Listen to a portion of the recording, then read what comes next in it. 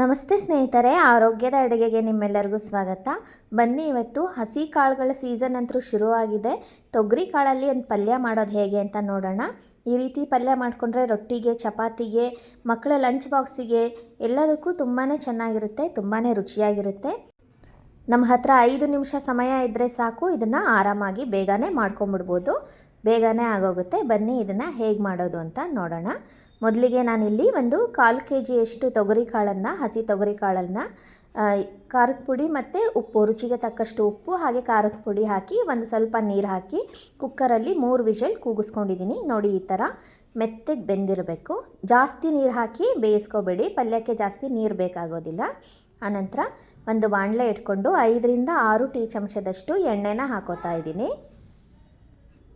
ಎಣ್ಣೆ ಕಾದ್ಮೇಲೆ ಮಧ್ಯಮ ಗಾತ್ರದ 2 ಈರುಳ್ಳಿ ಹಾಗೆ 1 ಮಧ್ಯಮ ಗಾತ್ರದ ಟೊಮೆಟೊನ ಸಣ್ಣದಾಗಿ ಕಟ್ ಮಾಡಿ ಇಟ್ಕೊಂಡಿದ್ದೀನಿ, ಅದನ್ನು ಹಾಕೋತಾ ಇದ್ದೀನಿ.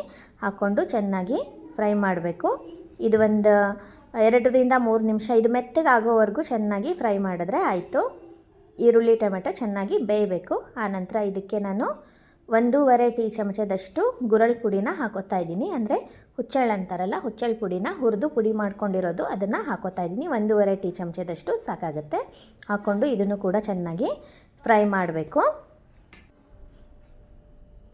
ಈಗ ಫ್ರೈ ಆಗಿದೆ ನೋಡಿ. ಇವಾಗ ನಾವು ಬೇಯಿಸಿ ಇಟ್ಕೊಂಡಿದ್ವಲ್ಲ ತೊಗರಿ ಕಾಳನ್ನು ಉಪ್ಪು ಖಾರದ ಸಮೇತ ಬೇಯಿಸಿ ಇಟ್ಕೊಂಡಿದ್ದೀನಿ. ನಾನು ರುಚಿಗೆ ತಕ್ಕಷ್ಟು ಉಪ್ಪು ಮತ್ತು ಖಾರದ ಪುಡಿನ ಬೇಯಿಸುವಾಗೇ ಹಾಕಿದ್ದೀನಿ. ಇವಾಗ ಮತ್ತೇನು ಹಾಕೋದಿಲ್ಲ, ಅದನ್ನು ನೀರು ಸಮೇತ ಪೂರ್ತಿಯಾಗಿ ಹಾಕೋತಾ ಇದ್ದೀನಿ. ಹಾಕ್ಕೊಂಡು ಇವಾಗ ಇದನ್ನು ಚೆನ್ನಾಗಿ ಕುದಿಸ್ಕೋಬೇಕು. ಈ ನೀರೆಲ್ಲ ಸ್ವಲ್ಪ ಇಂಗಬೇಕು, ಅಲ್ಲಿ ತನಕ ಕುದಿಸಿದ್ರೆ ಪಲ್ಯ ರೆಡಿ ಆಗುತ್ತೆ. ಇದನ್ನೊಂದು 5 ರಿಂದ 6 ನಿಮಿಷ ಕುದಿಸ್ತಾ ಇದ್ದೀನಿ. ಒಂದು ಪ್ಲೇಟನ್ನು ಮುಚ್ಚಿಡ್ತಾ ಇದ್ದೀನಿ. 5-6 ನಿಮಿಷ ಆದಮೇಲೆ ತೆಗೆದು ನೋಡ್ತಾ ಇದ್ದೀನಿ. ನೋಡಿ, ಇವಾಗ ಪಲ್ಯ ರೆಡಿಯಾಗಿದೆ. ಇಷ್ಟು ನೀರಿದ್ದರೆ ಚಪಾತಿ ರೊಟ್ಟಿಗೆ ಚೆನ್ನಾಗಿರುತ್ತೆ. ಇಲ್ಲ ಇಷ್ಟು ನೀರು ಬೇಡ ಅಂದರೆ ಇನ್ನೊಂದು ಸ್ವಲ್ಪ ಕುದಿಸ್ಕೊಳ್ಳಿ, ಆವಾಗ ಸ್ವಲ್ಪ ಒಣದಾಗಿ ಪಲ್ಯ ಆಗುತ್ತೆ. ಕೊನೆಯದಾಗಿ ಇದಕ್ಕೆ ಕೊತ್ತಂಬರಿ ಸೊಪ್ಪನ್ನು ಹಾಕಿದ್ರೆ ಪಲ್ಯ ರೆಡಿ ಆಯಿತು. ಚಪಾತಿ ರೊಟ್ಟಿ ಜೊತೆಗೆ ಅನ್ನಕ್ಕೂ ಕೂಡ ತುಂಬ ಚೆನ್ನಾಗಿರುತ್ತೆ. ಮಕ್ಕಳ ಲಂಚ್ ಬಾಕ್ಸಿಗಂತೂ ತುಂಬಾ ಚೆನ್ನಾಗಿರುತ್ತೆ. ಇವಾಗಂತೂ ಅವರೆಕಾಳು, ತೊಗರಿಕಾಳು, ಹಲಸಂದೆ ಕಾಳು, ಕಾಳುಗಳ ಸೀಸನ್ ಅಂತೂ ಶುರುವಾಗಿದೆ. ಯಾವ ಕಾಳು ಇರಲಿ ಈ ಥರ ಪಲ್ಯ ಮಾಡಿ ತುಂಬಾ ರುಚಿಯಾಗಿರುತ್ತೆ.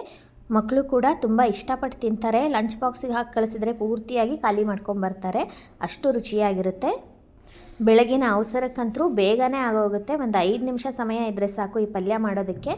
ಕಾಳನ್ನು ಬೇಯಿಸಿ ಇಟ್ಕೊಳ್ಳೋದಷ್ಟೇ ಕೆಲಸ. ಕಾಳು ಬೆಂದ ಮೇಲೆ ಪಲ್ಯ ಬೇಗ ರೆಡಿಯಾಗೋಗುತ್ತೆ. ಈ ವಿಧಾನದಲ್ಲಿ ನೀವು ಒಂದು ಸಾರಿ ಪ್ರಯತ್ನ ಮಾಡಿ ರುಚಿ ಹೇಗೆ ಬಂತು ಅಂತ ಕಮೆಂಟ್ಸ್ ಮಾಡಿ ಹೇಳೋದನ್ನು ಮಾತ್ರ ಮರಿಬೇಡಿ. ಇದೇ ಥರದ ಆರೋಗ್ಯಕರ ಅಡುಗೆಗಳಿಗಾಗಿ ನನ್ನ ಚಾನೆಲನ್ನು ಸಬ್ಸ್ಕ್ರೈಬ್ ಮಾಡಿ.